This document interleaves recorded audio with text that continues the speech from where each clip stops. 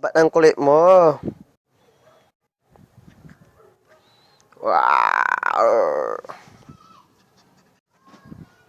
Ya.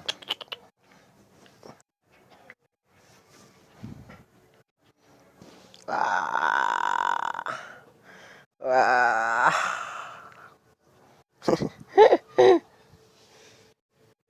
Halin, dito ako mag-isa ako sa kwarto. Kalaro ko tong asong to. Kulit ng asong to eh. Kanina ka pa. Ah, Ken? Doon, tawag ka man. So actually, ngayon lang yung dumating na aso sa amin. So lahat kasi ng mga aso namin dito parang hindi nabiyayaan ng magandang buhay. Yung iba, ano, namatay sa sakit, ganun, namatay.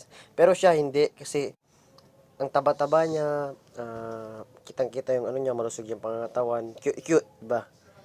Tapos, ang gusto kong ipangalan sana sa kanya is Muri kasi yung nasa mukha niya, ang muringis ba? Pero, ang gusto nilang ipangalan nila Lola is Beauty, kasi babae siya eh. So, yun nga, siya, may lahi siya, ang lalaki kaya nila. Yung mama niya malaki. So, hindi siya lumaki dito, galing siya sa ano, huwag ko sa Bud atas si Papa ang may dala. Yun lang.